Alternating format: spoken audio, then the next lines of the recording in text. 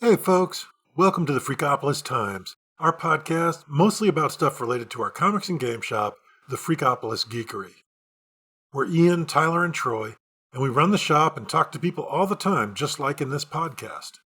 Join us and some occasional guests as we talk comics, games, pop culture, and just about anything else that pops up. Remember, while some of our topics may get a little geeky, they change up pretty often, so hang in there and maybe the next one will be more your style. By the way, this podcast is video enhanced on YouTube and Spotify. Check it out that way if you like visuals with your talk. You never know what might show up. Now, let's do the show. So over the summer, the Heroclix has returned to our shop to the game tables. WizKids Heroclix, long-running game. It's like over 20 years old. Yeah, it's gone through a lot of evolutions. Yes. It has, but we really love it. Partially because it has so many different licensed properties. Yeah. Marvel and DC, and then things like horror guys and Lord of the Rings and the Orville, and you can have any of those things on the table at one time. And they've greatly improved their quality, they've streamlined their rules, they've done a lot of improvements that continue to make it a top game in our shop. And the current set is Marvel X of Swords, and Tyler's been playing a bunch of it. I tend to run our tournaments, but don't participate in them because too many jobs to do. Mm-hmm. Yeah, it's been a really interesting set so far. A lot of X-Men that you know and love. A lot of really cool clicks, not only in sculpt, but in just interesting powers that we haven't really seen before. Tons of equipment. Yeah, all the swords, of course. Yeah. It's sort of its namesake. Right, they have a whole bunch of little, figures that are effectively swords that can be equipped by the guys that give them additional powers. Almost always gives them blades, claws, fangs. And then some additional modifier, either to powers that they have or on top of the blades, claws, fangs. And, I mean, that's always a good power to have one way or another, but there's also tons of characters throughout this set that are sword bearers, so they can come with any sword equipment attached for 5 points, but they start the game with it attached. Generally making them an even, like if they're 95 points, then they can have a sword to be an even 100-point character, which works out rather well. And the sword bearers are all pretty cool as far as I've seen. You can, of course, get Wolverine, which seems a little counterintuitive, I suppose. When you already have 6 katanas coming from your 2 fists, do you really need a sword? Yep. What kind of powers, besides blade, claws, fangs, do anything else come from swords? They all have a ton of secondary powers. There's so many of them that, it's hard to keep track. One of them was exploit weakness, which basically ignores the defense on top of blades, claws, fangs, which does a ton of damage. But that's not the only cool additional thing that's going on throughout this set. There's also not only all this huge collection of different swords and their rarities and the sword bearers and the danger room construct Heroclix, which are also super fun, but there's the tarot cards in this one, and the art on the tarot cards and the mechanic that they're introducing to the game are both very interesting, for sure. They're pretty desirable, actually. Yeah, no doubt. They're kind of rare. You don't always get one in your packs. Right, not every booster has a tarot card in it. Most of the boosters have had swords in them, right? A lot of them. A lot of them. They're pretty common. That's random as well. Yeah. Some characters are guaranteed to have a sword with them. Others are not. Okay. And then the tarot cards are also randomly added to boosters. They are, yeah. Sort of along with the characters' cards, there's also the tarot cards. And although I don't think anybody at our shop has enough to construct a deck yet, I can't wait till I have enough to finally get to use the mechanics. It's something totally different for Heroclix. Right, there's a deck building. I mean, you've always had sort of team building where you select your Heroclix to total up to the amount of points that you can play in a given match. But now there's deck building as well that's coming into play. Specifically to this set, yeah. And it's really cool. You definitely have certain parameters that you build these tarot card decks up around, and you shuffle them up and draw one each round, essentially replacing their effects round by round. And they are really powerful. Like, if someone was running this deck as just a free add-on to their team. And it actually, like, the cards in it enhanced their abilities, that would be killer. It's wildly cool, for sure. Also, the art on those cards is super fun, crazy stuff. Like, whoever produced all these for WizKids put the work in. Yeah, the art is really beautiful. You know, it definitely blends the X-Men with tarot, very traditional looking tarot stuff. Mm-hmm. And the cool part is it looks like you could actually assemble an actual working tarot deck that you could use to read which tarot would be pretty cards. awesome. Yeah. With quite a bit of collecting. But yeah, potentially so. It's definitely super cool. And as an additional kind of feature for a set, I feel like that's something rather unique that can pull people in, you know. X of Swords at first seems just like a bunch of X-Men who are wielding swords for some reason or another. And dressed in different costumes. In alternative costumes. But then, actually, you know, from an outsider perspective at least, but once you start ripping open those packs and seeing how much there is to it, it's pretty badass, honestly. Well, I know that one of the things that we can expect is later on this month, supposedly the tournament kits will start shipping, which allow you to play the X of Swords special tournament. And part of what's in there is, I don't know, there's probably 6 to 10 exclusive tarot cards that can only be gotten through the tournament kits. So if you ever really wanted to build an entire collection of these cards, well, I suppose you could wait a while and get them, you know, online, buying them from individuals. But participating in the tournament is definitely one way to get access to a bunch of these tarot cards. Yeah, surely that's the case. They're kind of weirdly proportioned anyway. I don't know of any card sleeves that could hold these things, so shipping them around online is going to be a little bit of a pain. Yeah, they're bigger than a playing card. They're bigger than, for instance, a Magic the Gathering card. Longer, significantly so, but at the same time, like, not as wide as your standard oversized playing card. So, yeah, it's rather unique in dimensions. I suppose you might be able to take 2 sleeves and put them on either end. Yeah. Possibly. People will come up with something. But yeah, it's definitely a cool additional mechanic on top of this new set. And super pumped to see some more cool pulls. Like you were saying, Heroclix, as of lately, it was like a year or two ago now that they upscaled the figures by like 15 to 20% or so.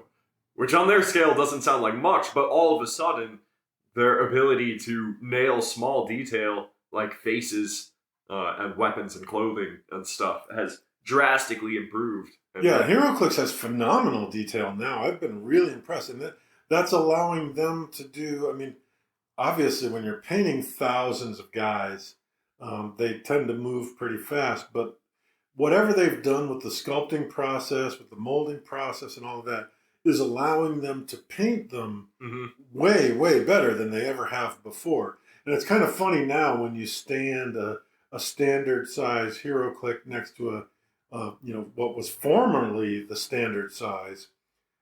They seem dramatically larger. Yeah, we have an old Luke Cage and Iron Fist duo character who's built to the old scale. And if you put him next to like a modern day Captain America, Luke Cage is supposed to be a pretty big dude. And it makes Captain America look like 9 feet tall. Oh, look, it's Luke Cage and Iron Fist when they were children. Wee little Iron Fist. The stats kind of reflect that in the older clicks compared to now, too. True enough, right? Yeah. It used to be the standard that, like, an 11 attack and 17 defense was pretty good, you know? That's a strong character with some good base stats. And now you see characters standardly with a 12 or 13 attack and a 19 defense. Mm-hmm. Like, everything is bumped up a little bit. There's a slight inflation going on there. But I think it's actually better scaled and balanced than ever, as long as you're playing within the era that you kind of confine yourself to, you know. And what's cool though, they reworked all the rules as well to streamline them, to make them more understandable, to put them in plainer English, so that we can more quickly adjudicate during tournaments. And we're definitely seeing that there's less questions coming up that are difficult to solve or difficult to answer during tournaments. Mm-hmm. So that's a huge improvement. But they really did do a good job of keeping it so that legacy pieces can be used in current, gameplay, and they still work. They do. Yeah, they're still a lot of fun. Everybody seems to enjoy them a lot. Nobody has any issues playing in legacy events. In fact, we kind of get pushed. Everybody wants to continue to be able to play those awesome pieces they have in their collection. No, of course. And they still work. Sometimes legacy characters have utterly broken abilities, like if you get to pick between your whole collection, you can go for ones that you haven't played out of courtesy before, I suppose, although some of those pieces have been banned as well. On occasion. We don't allow any figure that says that they can use an ability even if it would be considered illegal. But there's seldom few of those. Yeah. So not too many of those have turned up. They're showcase pieces more than they are pieces to play. We've got a number of pieces in the shop that are just they're too awesome to put away. But you don't necessarily play them. You just display them, and they're awesome. Yeah. The discrepancies with those older clicks really comes down to the amount of clicks that they have per their point value. Yeah, true enough, right? Nowadays, if you have a 100-point click, they can have 10 or 11 clicks. Mm-hmm. If you had a 190-point click back in the old days, it'd be like 6. It's like, that's your whole team right there. True enough, yeah. Yeah, that definitely makes a difference. The modern Heroclix are kind of outscaling the older ones, but they did a good job of making it so that you can still play them. Yeah. It still makes sense. It's not entirely broken or anything like that. And we've had some really great legacy tournaments. I think this week at our shop, we're probably going to play a giant free-for-all battle on our huge custom Geekery exclusive map. Yeah, big battle royale. And see how that goes. And I think that'll be a lot of fun. So they'll be playing at Doom's Castle in Latveria, a special map that we made that's giant, covers 2 tables, and it's very suitable for a large group to do a battle royale. That should be super fun. That's the kind of event that you can just drop on in, slam your team down, and start fighting. And looking forward to seeing all that wild interaction that can happen. It speaks to how versatile a game Heroclix is. You can do campaigns with Heroclix. You can do scenarios. You can do, of course, tournament style bracketed 1v1s. You can do battle royales. You could do 2v2s, so on and so forth. Like or boss fights, like we've done in the past many times, having like a feature villain. Yep, you can bring extra role playing into it. Yeah, you can have special requirements for team construction. We've done things with you have to have a main guy and then a sidekick and that sort of thing. It's such a versatile game, so perfect for our shop. If anybody's listening to this that hasn't tried Heroclix, come in and let us show you why we love this game so much. Yeah, totally. It was kind of by happenstance that Latveria, the map we made, turned out to be good for a battle royale. But after that boss fight against Galactus that we had, it's kind of like, this is well proportioned. Yeah, it would work. This would work. There's lots of potential starting zones that we can use that allow teams to start from their own location, and I think we could easily support probably 6 people. Yeah, I mean, really as many as 8. 6 would be very comfortable. I feel like you're going to have the target on your back, Tyler. A lot of folks looking to take you out. I'm gonna have to bring the Avengers then. True enough, right? It's a good way to defend yourself with the Avengers. It is. You had spoken about how they streamlined the rules as well lately. Yeah, there used to be a lot more conflict in attempting to discern some rather vague rules, but now much more easy to interpret. Mm-hmm. And along with that came a revision of the pushing rule. in particular. And that, I feel, was like the biggest barrier to learning Heroclix. The biggest barrier to entry. Pushing to basically get another action. Yeah, but some characters would take damage by pushing. Some would be able to ignore it. You'd have to check the base rather often to make sure, is this a character that has indomitability or not? And now you don't. And the fact that characters would punch themselves in the face for taking an extra action seemed a little ridiculous to some people. Some characters just straight up didn't work until you pushed and did them damage so that they would go to their later clicks. Yeah. It's like that. The game already has a lot of layers. Well, and what's kind of remarkable about that was they managed to, like, that was such a primary mechanism for the way the game worked, and they managed to basically get rid of it all and all of those weird rules wrapped around it without breaking the game, without breaking old figures, without breaking old cards. That's really cool to me. Somebody really came up with a good idea and a good approach to how to correct for that. I don't know, like, I mean, at first I thought maybe it was going to become unbalanced because you'd have people that had the ability, they had indomitability, and so they would be able to push without taking damage. And I thought taking that away would really be a huge detriment to those figures. But the way they worked it out, it seems to work out fine. It does, and now when you have newcomers to the game, you don't have to explain pushing. Instead, it's all about the powers on the cards and the features of the map and what they can pull off, their stats. Whereas in the past, it used to be like, oh, wait a second. You don't want to move this turn. You're going to hurt yourself. They'd be like, what are you talking about? Like, why would that be? It's like, oh, this guy doesn't have a little slash through his shield. So, right, the slash through the shield on the base representing being indomitable, which means that you don't take pushing damage, at least from the first time you push. So no longer a relevant mechanic. Yep, they took it away. Excellent choice. Although the slash of the base, or slash with the shield on the base, still means something. It means you get willpower right now instead. Which even if it's not listed on your card. Yeah. Just however, I think that's only in legacy tournaments when the older clicks are included, because I believe all modern clicks at this point are all indomitable. So they don't. They all have the slash right. of the base. Mm-hmm. Yeah.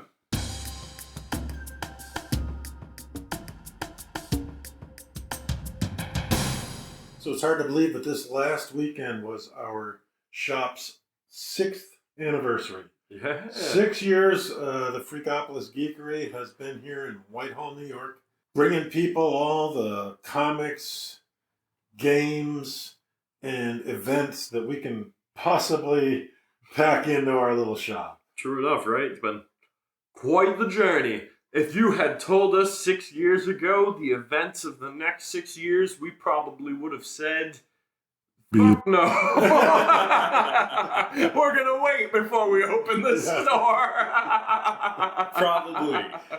But here we are, 6 years later. Yes, true enough. 6 years later. It speaks to some tenacity, for sure, given the challenges on the way, but we're proud to be there, yeah. And we're always adapting. Mm-hmm. You know, what's in the shop is not the same as what was in the shop 6 years ago. Certainly not. 6 years ago, we weren't doing a podcast, although we've done many iterations of things that were very close to podcasts. I like this one. Yeah. This is fun. Yeah, but this is sort of mainstream. In order for us to do the podcast, it kind of falls in line with where social media is at now, where shops are at, what people are doing in order to sort of get their message out there. It makes a lot of sense for us. It does. We've always liked the media. Yeah. We probably could have been podcasting the whole time. We've got our YouTube list, for instance, is very long. We have hundreds of videos on YouTube. It's true. We've done a lot of productions, yeah. That we've made over the past 6 years. But it's always something we've made a point of, and will in the future as well. We promise you that. I bring you a campaign of another 6 years of Freakopolis. Yeah. Yeah, we've learned a lot, that's for sure. And I think we've refined some things here and there, honed our skills a little bit. Well, when we opened the shop, here's a couple of the differences. One of the things was we didn't have any intention to do any live events. We weren't really aware that there would be an interest on that level for in-store events. And now in-store events really sort of drives almost everything we do. Yeah, absolutely. Our D&D campaigns have become notable region-wide. Like, a lot of people tend to come in and enjoy those from quite the distance. Yeah, we've got D&D both in the shop and online. We do, weekly Heroclix events, weekly Magic the Gathering events, weekly Pokemon events. Basically, there's events going on every single day. We're still a small shop, but boy, we've got, the lineup of events that we're pretty proud of. No doubt, as well as quite the varied inventory these days. We didn't really have much Magic to speak of at all back in the day. No, Magic the Gathering was not really part of our plan. Heroclix was, and it still is. But Magic has been rolled in. Pokemon has been rolled in. Monthly comic titles have been dropped back to being just for pull list customers, which we have a number of, and we're very happy about that. We've got, plenty going on for them. But we also stock a lot of trades now, way more trades than we ever had before. Yeah. Trades and hardcover books, that sort of thing. It's all been a bit of a shift. I think one of the most common remarks we've been getting in the more recent years of these past 6 years is that we have a wide selection, for certain, as in we kind of dip into a bit of everything. We're not specifically like a Magic store. So we're not going to have every set from the past 20 years or whatever. We have some Magic you can buy. Yep. And some Pokemon, and comics, and back issues, and, collectibles, and statues, and coloring books, and action figures, and Funkos, and, we try and just have... D&D minis, supplies, all of that stuff. So, we don't delve too deep into any one niche, but of all geekdom... we've attempted to kind of make our domain. I think that's really cool. I think it sets us apart in a cool way. Yep, and it's just part of the sort of ebb and flow that we've adopted from the last 6 years, figuring out what works in our kind of rural area, and what our community is interested in, to the point where they're willing to travel to our shop.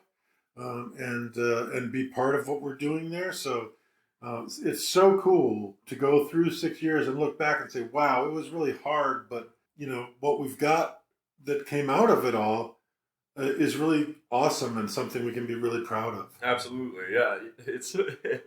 It truly impresses me how often a kid or some obvious geekdom fanatic will walk through and just go jaw drop with a wow. That makes it all worth it for sure. Absolutely. I love that.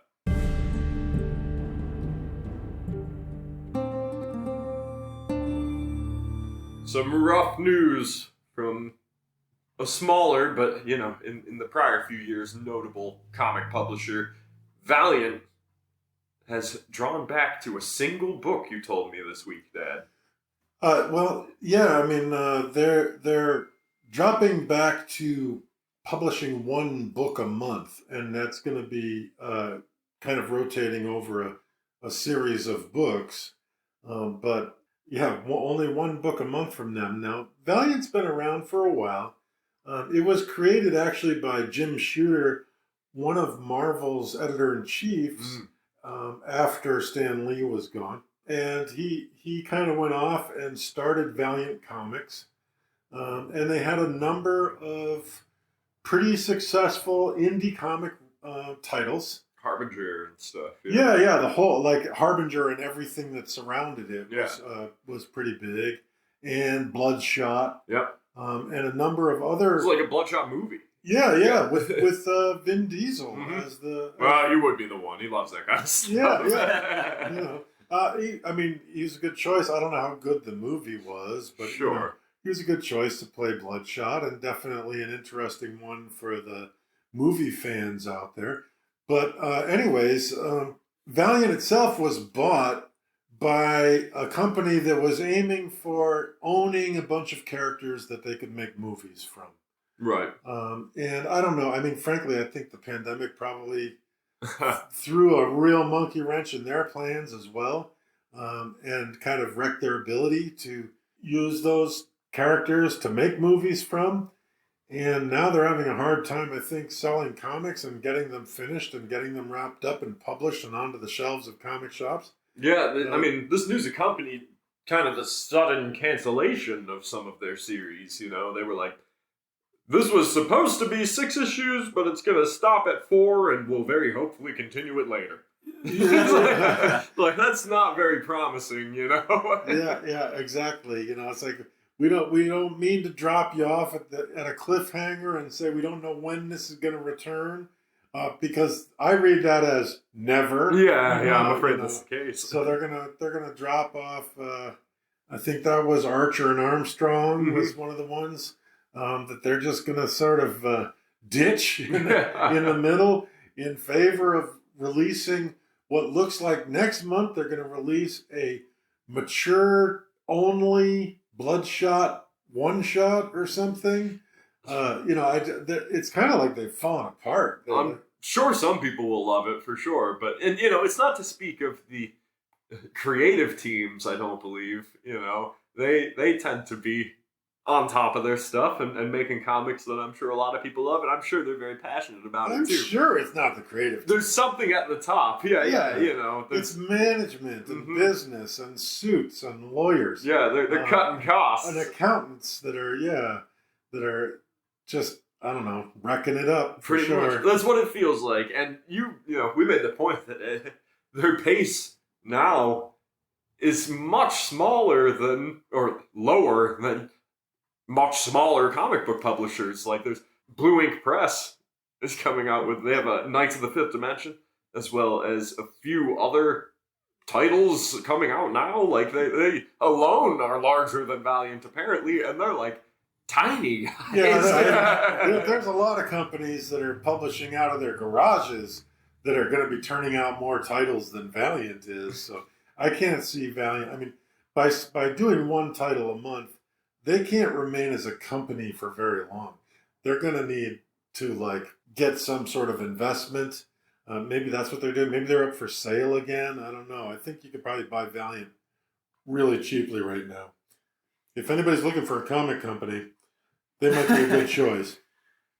There is, however, some other small comic publishers that are doing a little bit better than Valiant. Aftershock being one of them, one of our favorites out there. Yep, absolutely. Aftershock is sort of based in New York. They've made a really big name for themselves as being one of the sort of top tier after DC, Marvel, and Image. Yeah, and maybe Dark Horse and Boom and Dynamite. Yeah, sort of like getting into that same tier is Aftershock Comics, and Aftershock does a lot of cool things like. Cullen Bunn writes a number of their books, and he's an extremely well regarded. He's kind of one of the top spooky writers now. Yeah, they have a lot of awesome horror titles, right. and kind of horror or darker titles, I suppose I would say. They get edgy. Yeah. And that's one of the things that's cool about them is they do some edgy stuff. But they've got supers and they've got things kind of across the spectrum of concepts that are done in comics, and we're trying to get people to do some reads on these titles, and check them out because there's just so much good stuff. We'd certainly like to see more Aftershock readers, more people using their pull lists to get Aftershock titles. Our area needs to see some more of these indie comic publishers and some of the things that they have to say. Absolutely, yeah. It's cool to see that though they have some soups and stuff, go far beyond that and reveal to people how much more there is to comics and the storytelling within the sphere of comics than just Marvel and DC. And often, newcomers to that realm have no clue that there's more stories than capes. Mm-hmm. They really suspect that it's all just Avengers and Justice League, but then you're like, no, man, like there's sci-fi and fantasy adventures and historical books and all sorts Apocalyptic. Yeah. A mix of all of those things. And a lot of those best, different genre comics come from indie publishers. So sad to see Valiant in the state that they're in, but hopefully the entirety of kind of the indie sphere and realm of comic books continues to chug along strong as new ideas enter the idea sphere. The realm. The realm of fields sown by the seeds of men's thoughts and ambitions. Sure. And, if anybody wants to check out some Aftershock titles, swing by the shop. We'd be happy to introduce you to some.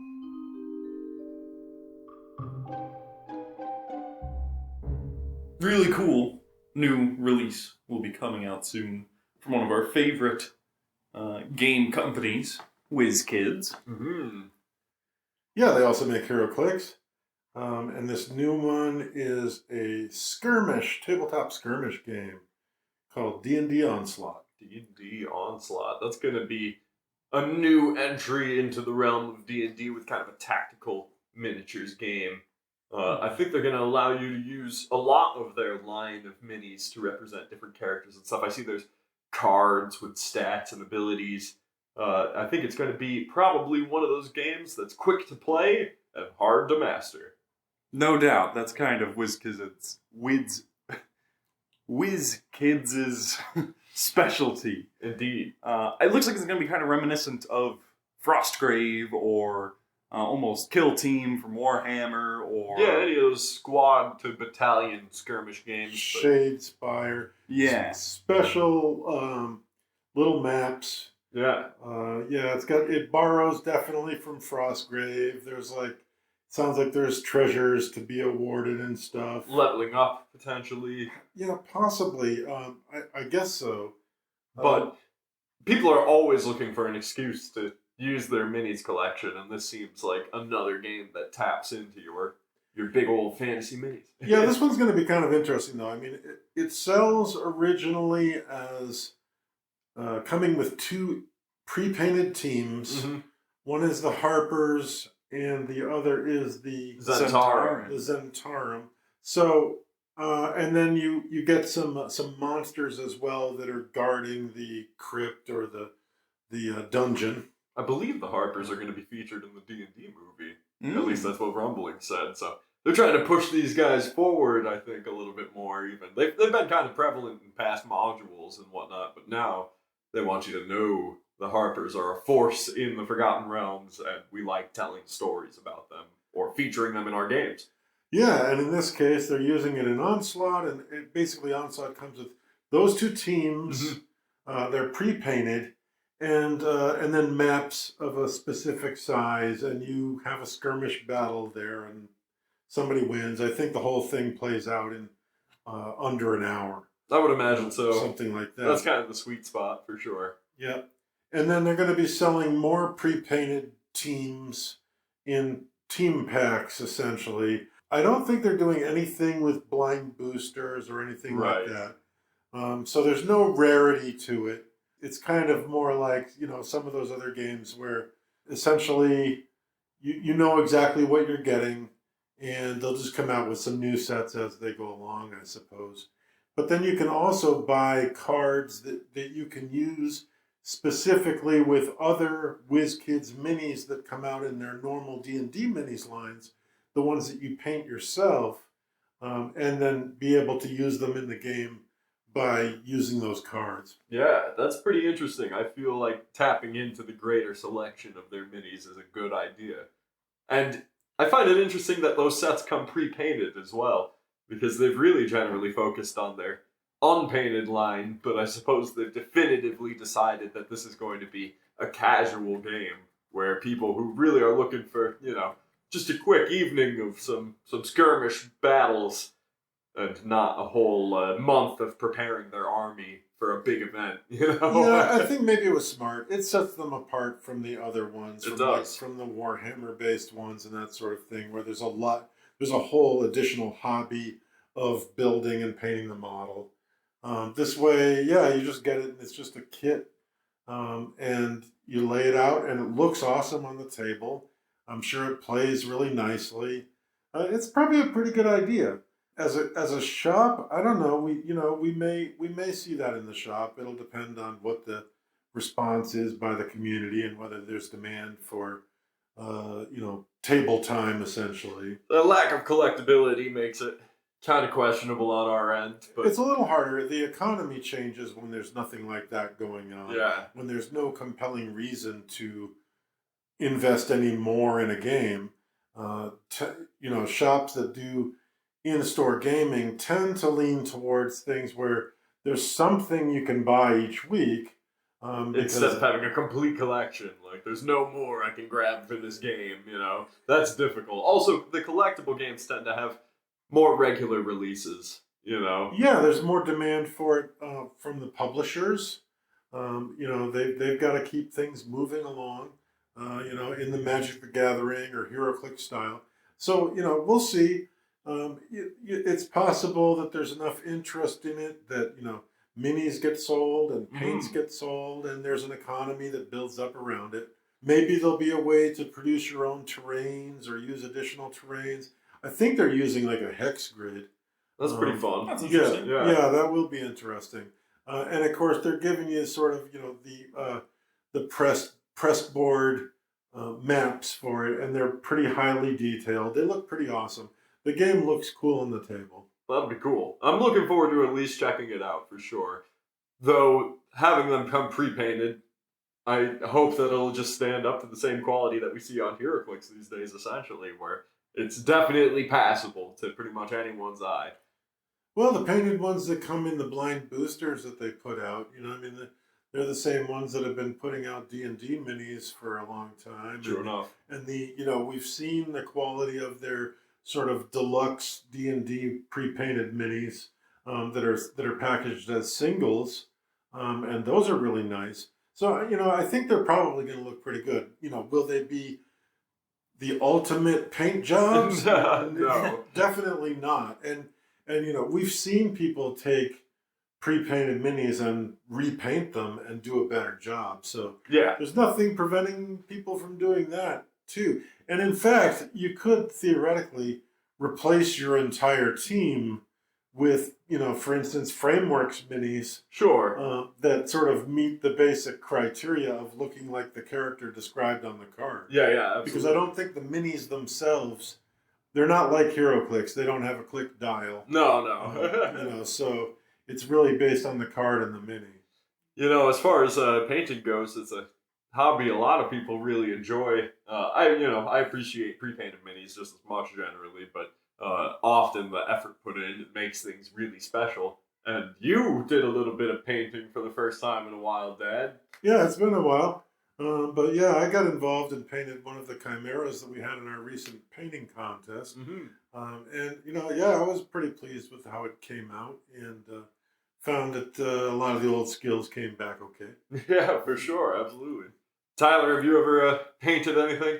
Only once or twice, and they were pretty small and simple projects. I'd love to get my hands dirty with a new mini or two, though, for sure. It's more fun than you would think. And, I'm generally not all that great with visual mediums, drawing and painting and whatnot, but when it comes to mini painting, I feel like there's kind of some tried and true techniques you can fall back on, even if you're a total novice, and you'll end up having an end result that's really cool. So I'm looking forward to maybe seeing what these Dnd Onslaught skirmish groups, squads, most likely, yeah, that'd probably be the appropriate term, squads. Parties. Yeah, for sure. Though I think you can have some monsters on the field and stuff too. Is there like a there's like a dungeon NPC. master? Yeah. PvP VE. Right. I believe that's just it's automated. It's in the cards and in the way the dungeon description works. I like that. That'll add a lot of variance to each round,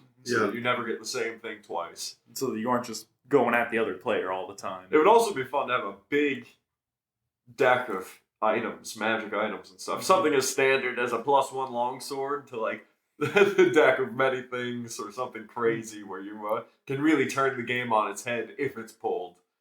The Staff of the Magi. Right, You know, all that stuff. I think it really hinges on WizKid's support for Onslaught in the future. Yeah, they can't slow down with those releases. No. They're going to need something like every 2 or 3 months at the slowest, you know? They're the guys that can put together some pre-painted minis that look cool. Yeah, they are. And I think they can pull off this game. And they've got a lot of incentives to do it because it's a fully licensed from Wizards of the Coast. Mm-hmm. So they'll be interested in having it succeed. So I'm kind of looking forward to it. And a lot of people's collections are WizKid minis. And everyone who has a collection of minis that they've put their time into detailing and painting and everything are going to be looking for more excuses to put them on the table, you know. There's only so many different things you can throw at your players in one D&D session, but if you have your Onslaught squad, then that's definitely super fun to be able to pin that out from your collection and make a point of it and throw them on the table like that.